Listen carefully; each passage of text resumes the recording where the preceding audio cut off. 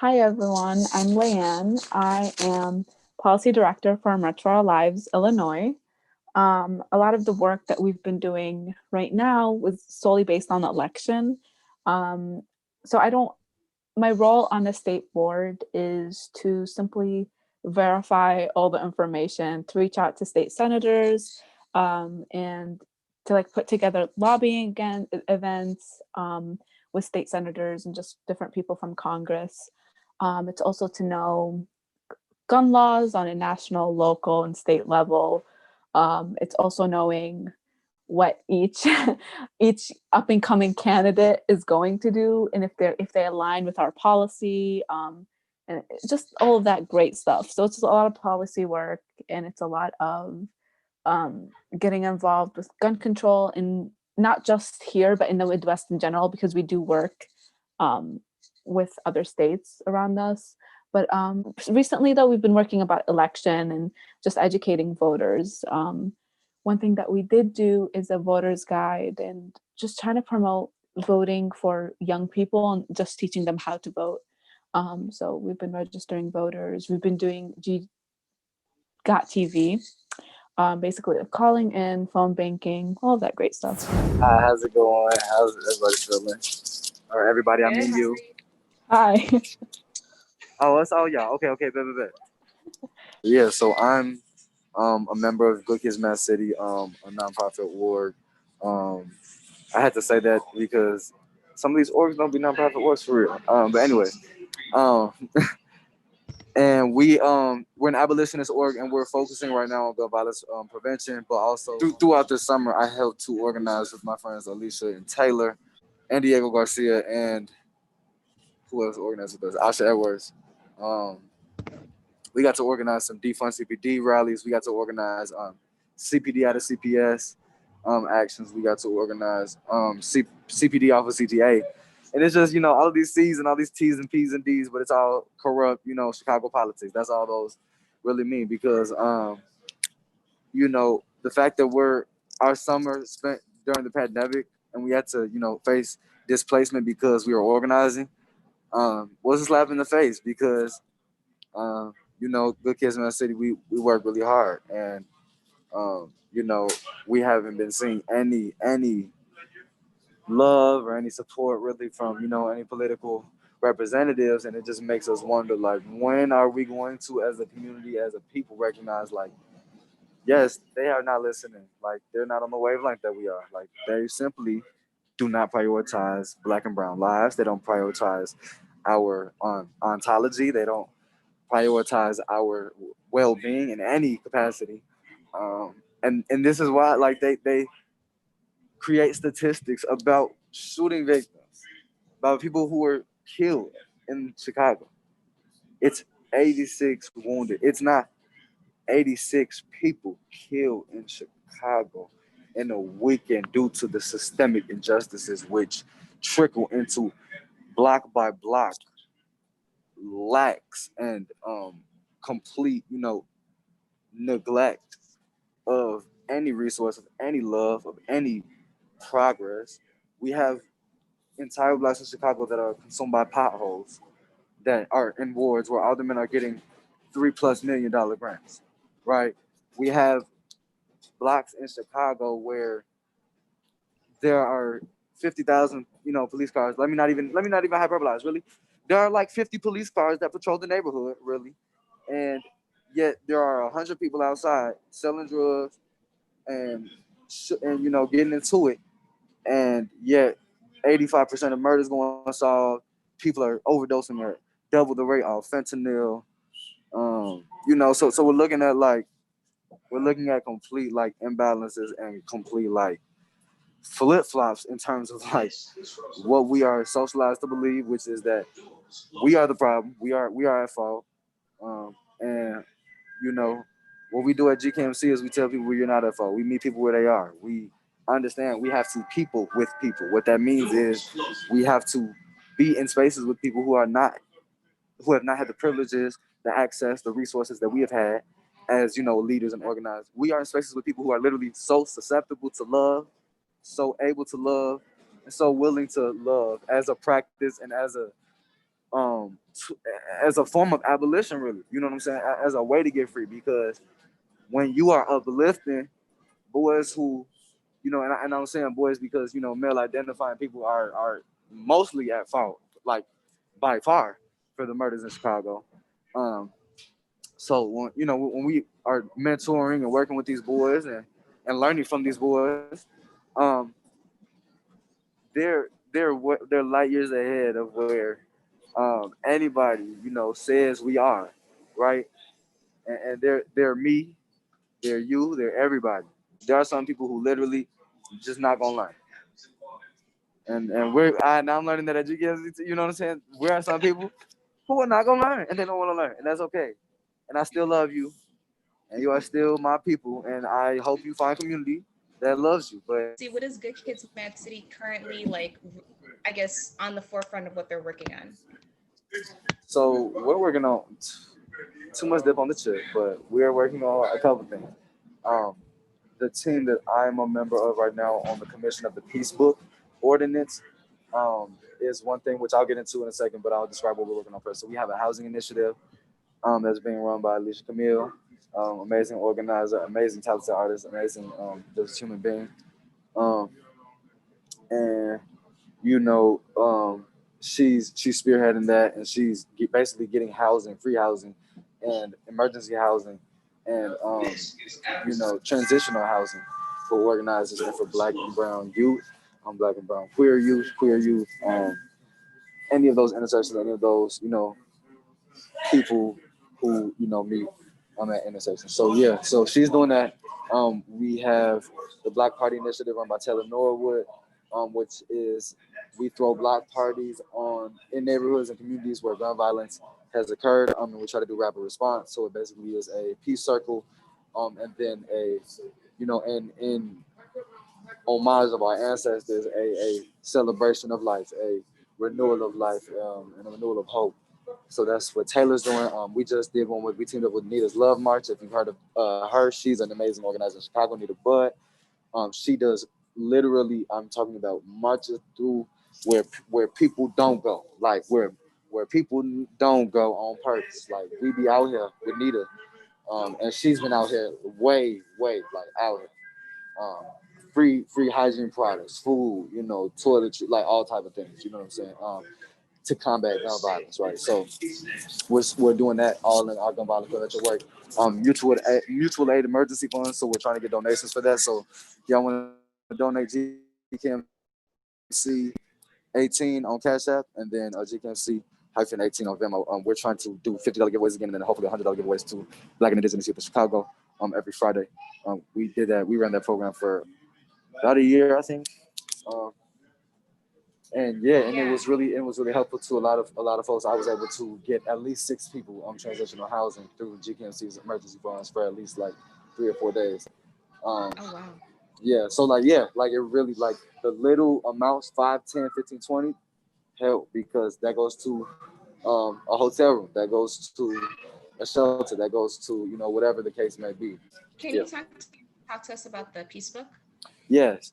So the peace book is um, one an ordinance. So the peace book would be a city ordinance that would get city funds to regulate to GKMC and other community-based organizations, outreach orgs, and communities really, which directly divest from CGD's budget, which is currently 1.8 billion, and it just dropped. However, because of personnel grants and different, the runaround, it's actually more. So we'll go into that later. But the peace book is basically, aside from that, the metaphysical opposite document of the gang book, which is a document in Chicago, and it is a sorcerer's stone of violence and trauma for people. It literally goes back from before John Burge, when people were literally picked up on the streets, terrorized.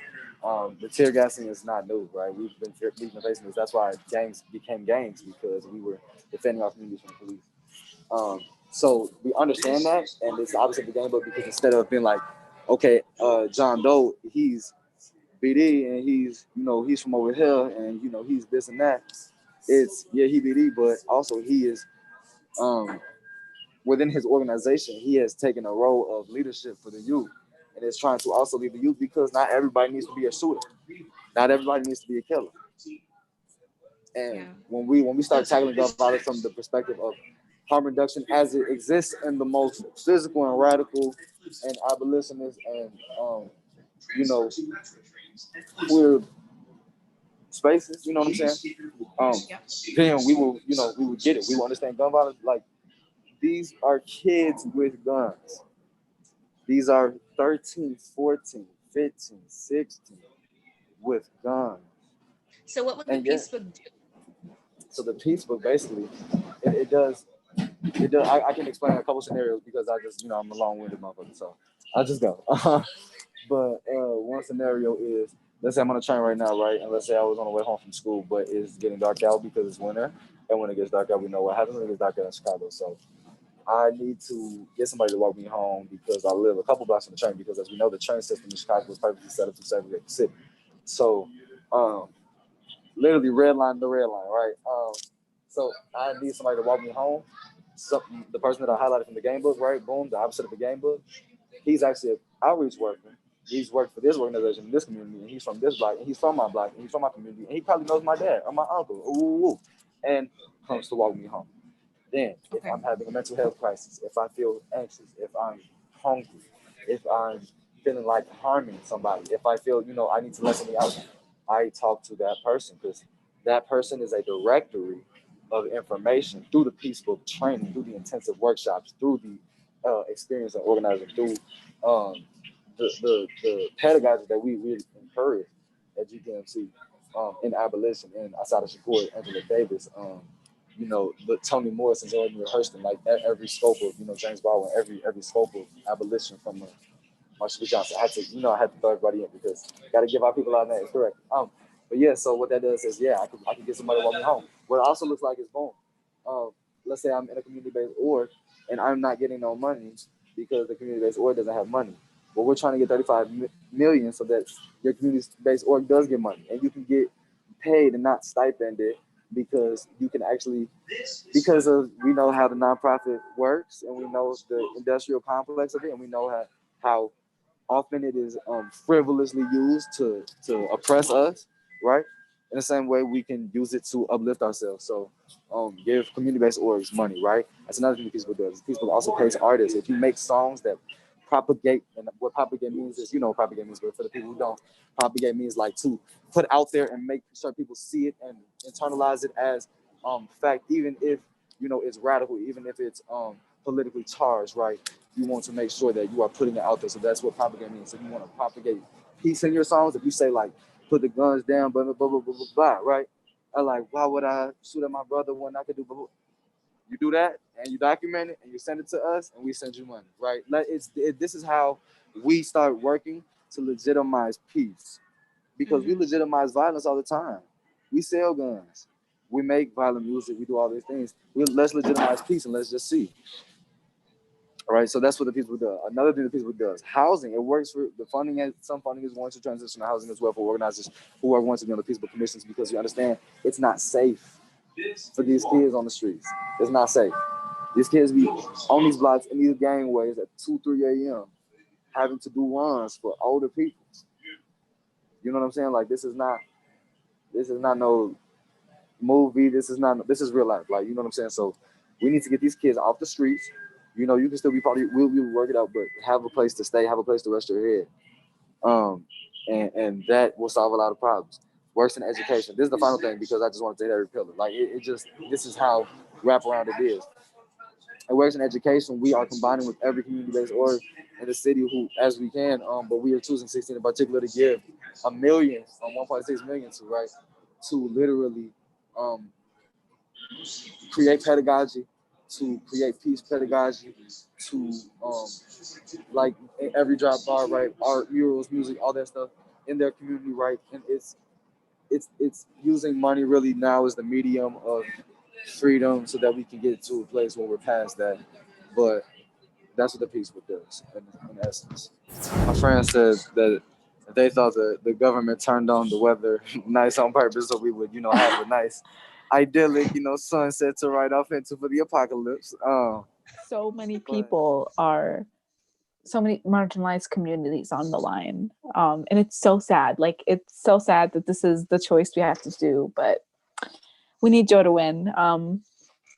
Yeah, I don't know what else to say, but honestly, like, that's it. It's sad. He already did enough damage, especially with Amy Coney Barrett and Supreme Court.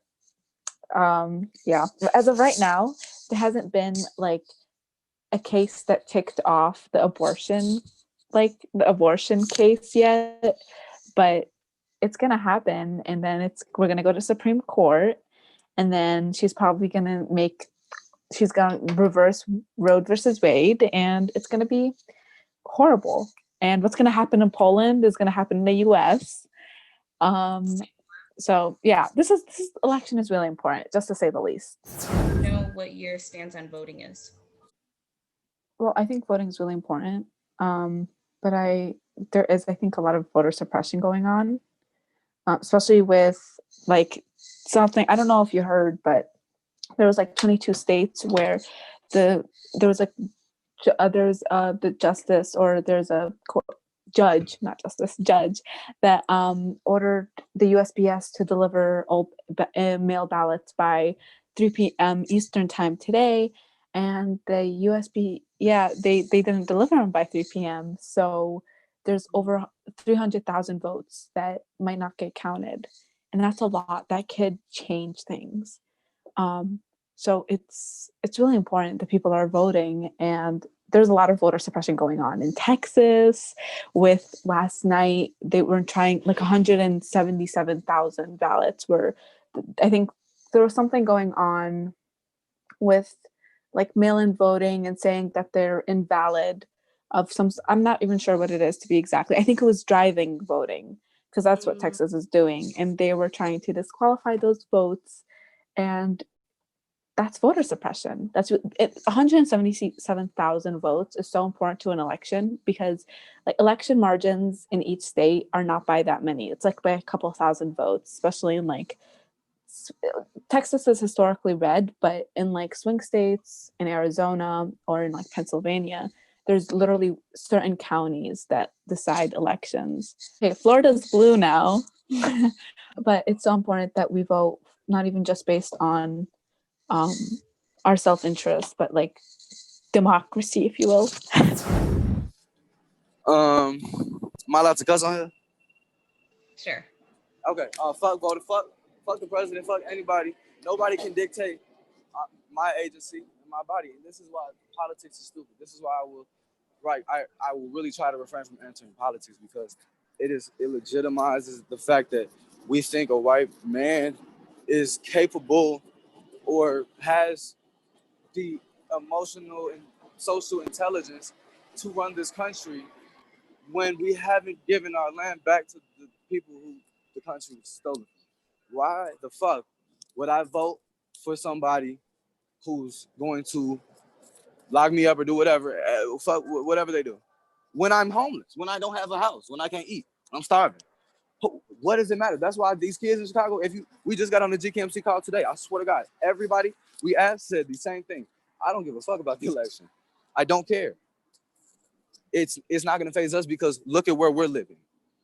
To people who it's world shattering to, I'm sorry to you that you now have to see a microcosm of what we go through on the daily and what we've been going through intergenerationally. But I'm not, now while I voted, right, I voted for judges because now that affects shit. And I will say, I do vote for local election because local election affects me, and I'm a local organizer, and that's what I do. So my communities are extremely, extremely inherently affected by judges, by state's attorneys, by district attorneys, by these different positions of power, which literally lock our people up, kill our people, torture our people.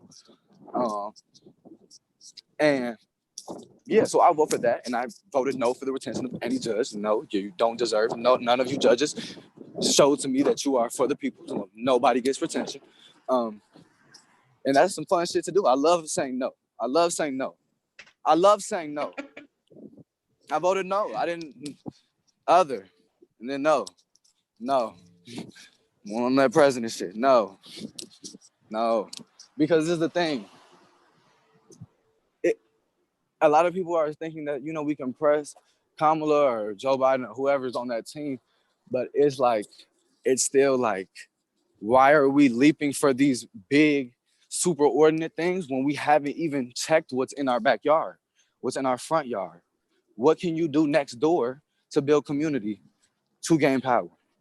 We have to take our power back from individuals and replace it within ourselves so that we can understand that the power lies on these blocks, in these streets. It doesn't lie in the White House. The White House is an antenna for our power, which is supposed to receive what we are saying, but it's not. They literally send out negative will and murder to our people in our community. So yeah, I will probably never vote for president. I hope that there's never a president again after this election.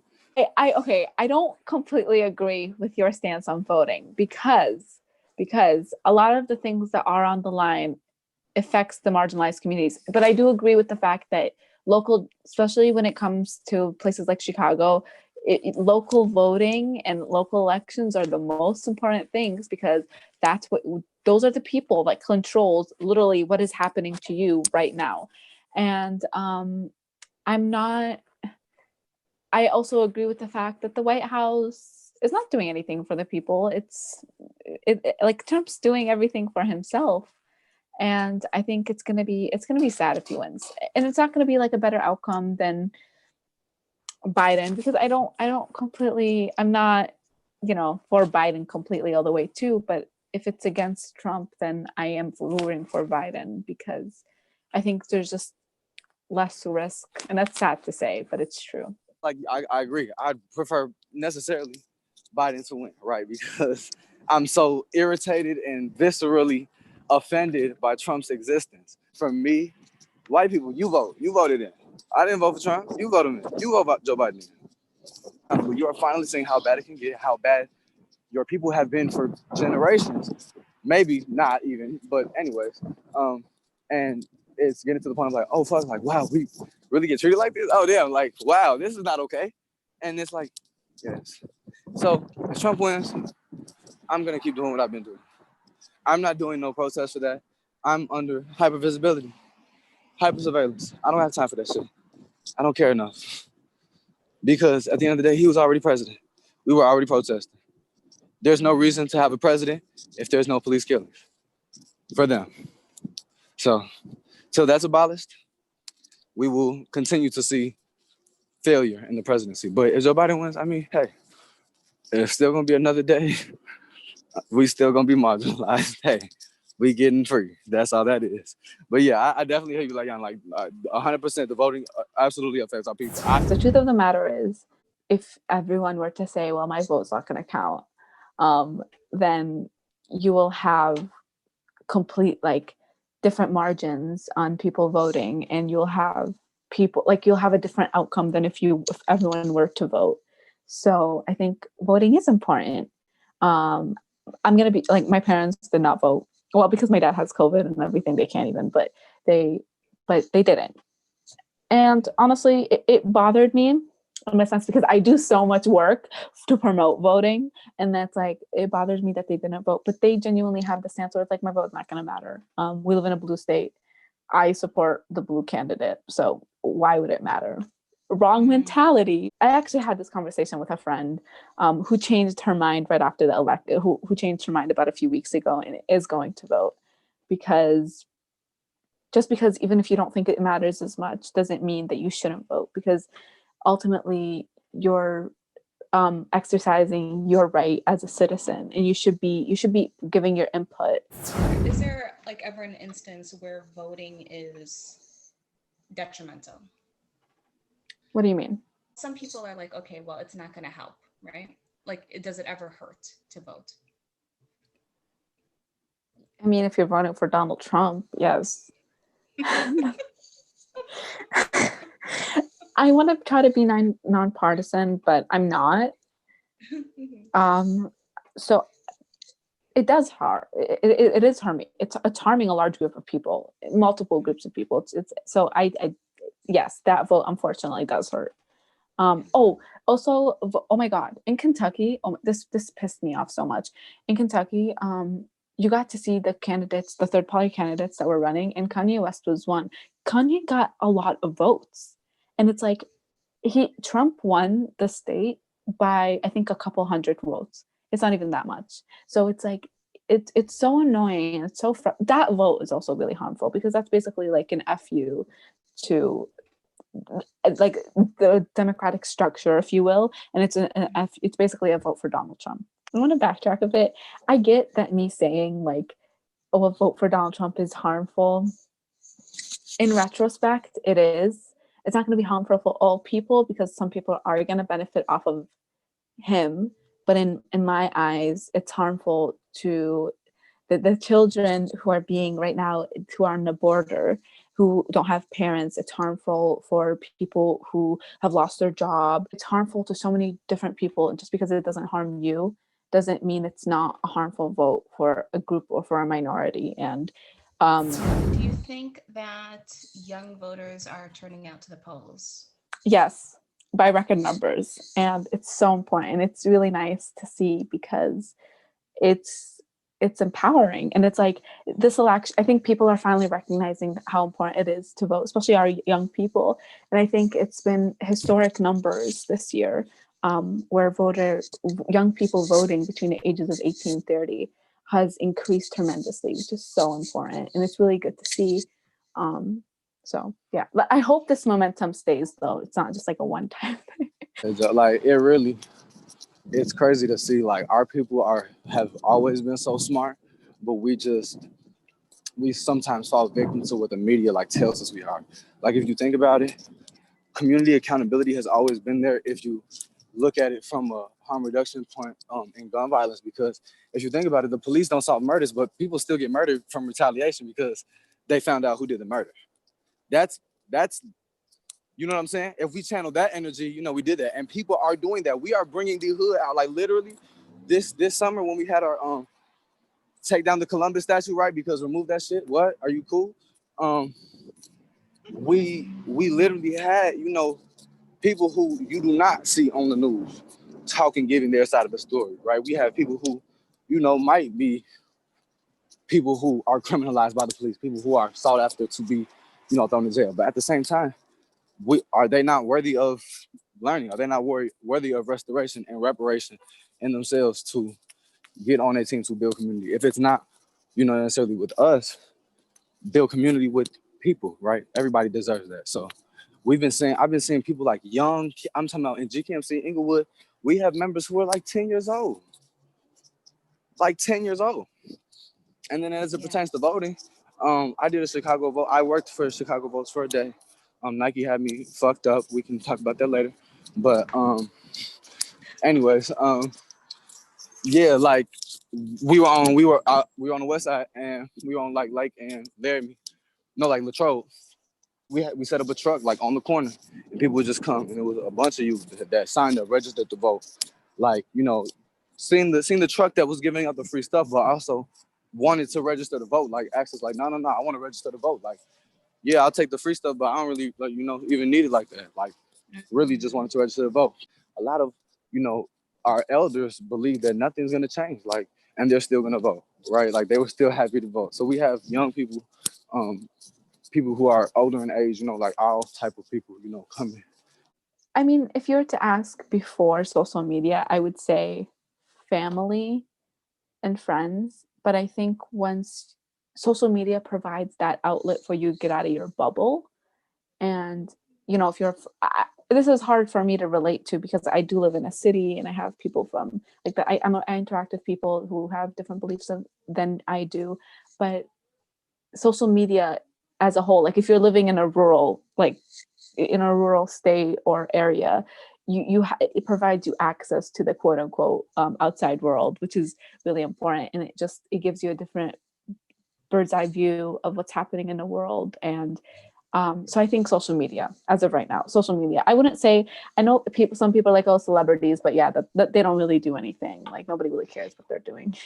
Yeah, especially places like TikTok, and where you have people like flat out telling you why you should vote for a certain candidate and just base it off of facts. How much do you think, if any, does peer pressure or influence factor into like civic engagement? So I do think that if you are in a situation where all your family is Republican, or your family is um, Democrats, and everyone around you has the set beliefs of as to what you should believe, I do think that has an influence on what you're doing, and what you think and how you vote, because um, you don't want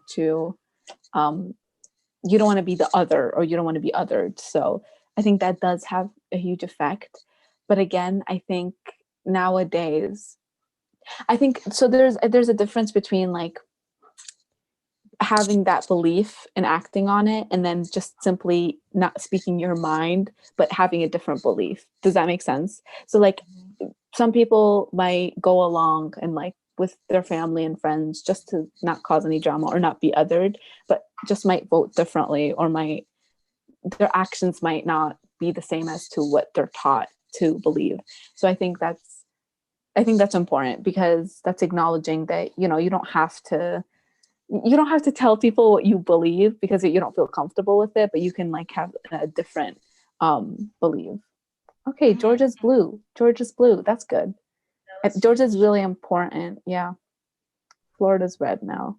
So, okay, with my different circles, we've been talking about different things. So I have my Muslim friends, and one thing we were actually just discussing is how it's really, I'm not going to go out anytime soon because I'm genuinely scared for my life. It's sad, but I don't want to be targeted, and I don't want to be hate crimed.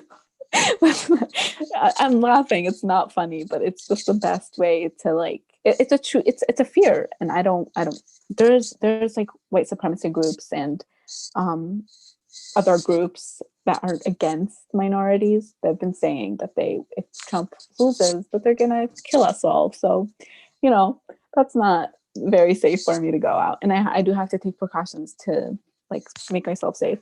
My other friend groups, okay, so my best friend and I were actually just talking about how it would be literally so scary if Trump wins again, because it's gonna, like, everything that we've been fought for the past 100 years, from women's rights to LGBTQ rights to everything, is going to be on the line.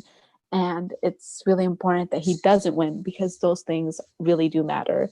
My my group with March for Our Lives and like all my other like organization groups, we've been talking about how this will affect, all hell's gonna break loose if he wins again. It's true. And it's going to permanently change. Like, in the past 4 years, hate crimes have gone up already, and so much resistance was already like happened. And after this, it really is going to go downhill, and it's going to make things so much harder for Black people, for Muslims, for minorities, and people of color in general. And it's a scary thought. Like, it's, you know, if you have nothing to lose this election, you're privileged. This election is also really important to people overseas, like Iran, Nigeria. Nigeria is standing with President Trump. I don't know why, but they are. I know, but in Iran, a vote for it's really important because we have troops over there, and it's not just for like the troops, but it's also like what's going to happen with the war, like, depends on this election. So it's really important that we take into account what's happening with our foreign policies too when you are voting. Does that make sense? And I personally don't agree with the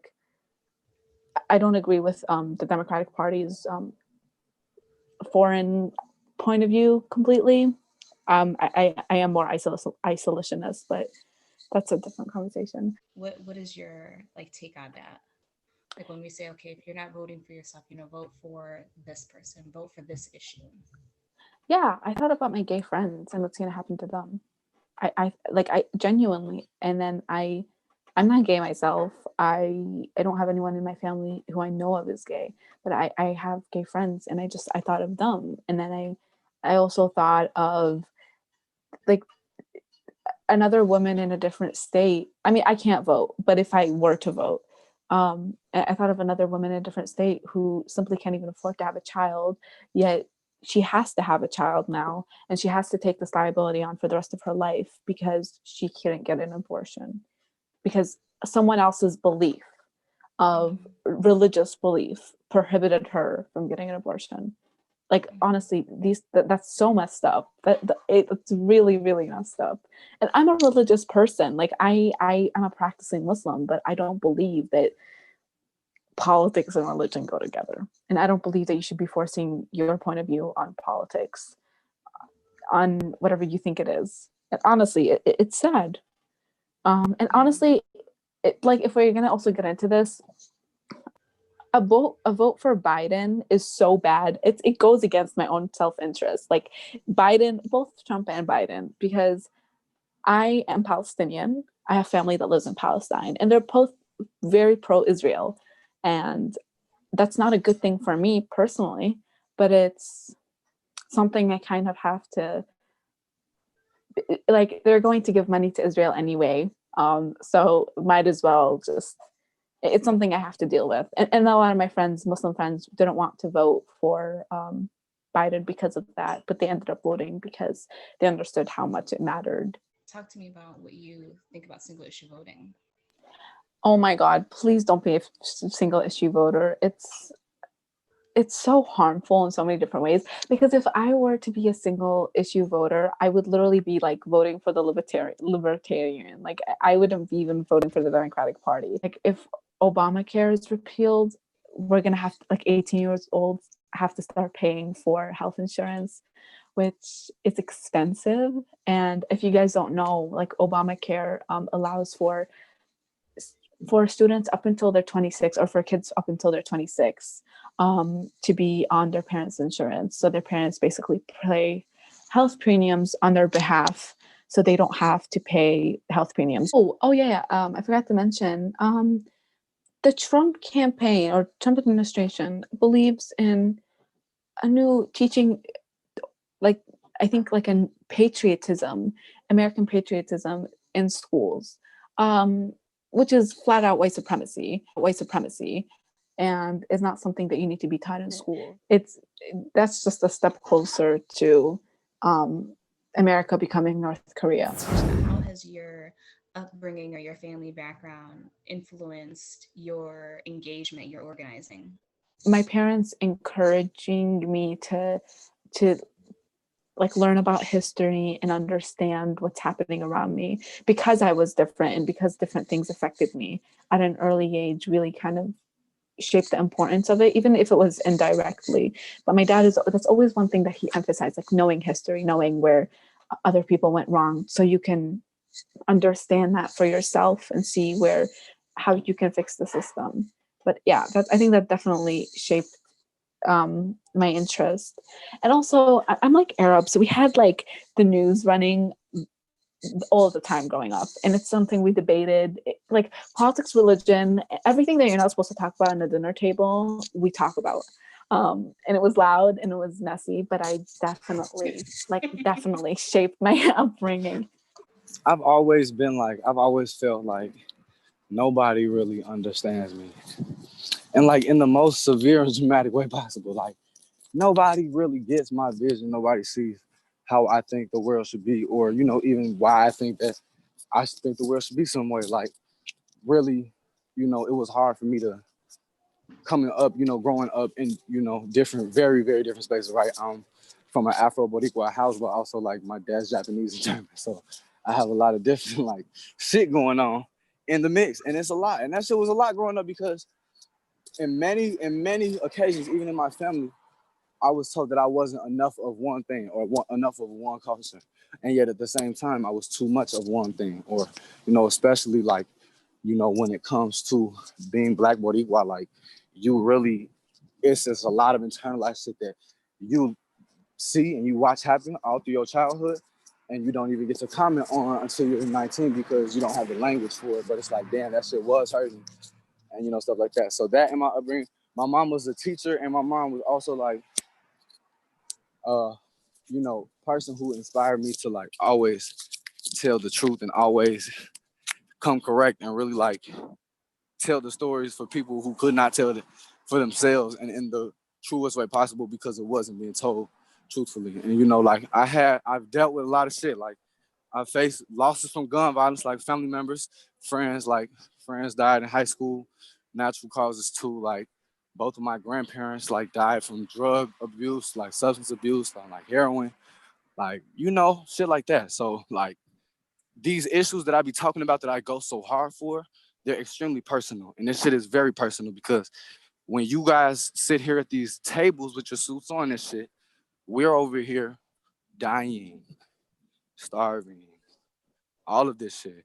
And it just seems so trivializing to even sit at tables with y'all and try to, you know, communicate with y'all when after the meeting you're gonna tell the police to go arrest somebody that looks just like me. So I don't know. That's really how I got into organizing, and just in the most general sense, but getting into organizing like in really like 8th grade, going to like when Rakia Boy was killed by Dante Servant, who was off duty, right? And he got off, right? And he like is free today. That shit, you know, stuff like that. Like this is every day for us. This is real life. This is down the street. This is 2 blocks away. This is people we know. These people we grew up with, dying at the hands of police, dying at the hands of substance abuse, dying at the hands of starvation, dying at the hands of lack of love. Like our people don't love themselves, and that's my number one thing. And I'll leave like this question with that, like love, and you know, feeling the absence of that, but also feeling like I needed that in my life. So definitely was the main, you know, reason for getting into organizing. For sure. Thank you, Jalen. Layan, did you want to add to that? Yeah. What I was really thinking about as you were speaking is how it's not that a lot of the stuff doesn't affect me. Like I you know, I live in the North Side. I go to Taft High School. The issues that I face these are things that you don't hear about from where I come from, right? And yet I am very cognizant and I'm very aware that it's there, right? And it's sad because I can tell you right now from the spaces that I've been, it's like foreign to them. A lot of the people don't try to understand it and don't want to understand it simply because they don't experience it. And I think I live in a super police neighborhood, right? People are complete like Republican. What neighborhood? What neighborhood? Because I low-key lived in Albany Park for a minute. Like what neighborhood? Oh no. I live in whiter than that. I live in Okay, for sure. yeah, very, very white, police neighborhood. So, you know, these are conversations that I do bring up at school a lot of the time, just because it is something that I am aware of. But a lot of my peers, this is not something that they simply care about or like even know. It's like foreign to them, and it's a concept that I know kids at my school who are going through these things, who not personally, but like I know that there is a minority of the students who are going through a lot of these things. And these conversations, you're 1,000% right, where you have these conversations and yet they, right after we have them, they leave. Their decision is complete opposite of what the conversation was about. And this is a perfect example of this would be when we did for the LSC vote on the cops in schools. We did this whole campaign thing and we explained and we did the town hall and we talked about it, and not one person, and the whole LSC was like, yes, this is an important step to healing, this is so important, and we acknowledge that Taft's population now is growing because of the new building. Taft's population is also now more POC than white people. And it was like nothing. It was nothing. We had this whole conversation, which was simply a waste of time, and it frustrated me. And that's even like half of, like that's probably half of the frustration that you probably feel. And it's like I get it. Okay, no, I don't want to say I get it because I don't want to like almost gaslight your experience, but but it's like if that was the frustration I felt, it's probably like a fraction of what you feel, because it's I mean, it's it's all up to Jay. Like, that's love, but honestly, like, don't even discredit your experience. Like, it's your experience, is your experience. We just have all traumatic experiences. Like, that's all it is. We don't even need to, like, you went through what you went through, period. How will you feel, or what will you do if Trump wins? Layan, do you want to go first? Because I've been speaking a lot. Sure, I'll go. Okay, man. It's gonna be horrible. Honestly, I think I'm gonna cry. Thank you so much for joining on this call. Thank you so much for talking about the election during this super live moment. I mean, Illinois polls have already closed. Illinois polls have already closed, but I'm sure that we'll be in probably close to midnight. I don't know. Every election, we really don't get the final results at midnight. Because states have a longer time to change the electoral votes and to actually set in the time. They have 10 days. Love y'all so much, and I appreciate y'all for y'all time and y'all words and y'all love and blessings, and y'all are so enlightened and y'all are so wonderful. Y'all are warriors. Y'all are priestesses and motherfucking priests, and you get it, goddamn it, sorcerers, goddamn it, go crazy, do y'all shit. Love y'all. Jalen. Yeah, he has really good energy. This was really fun.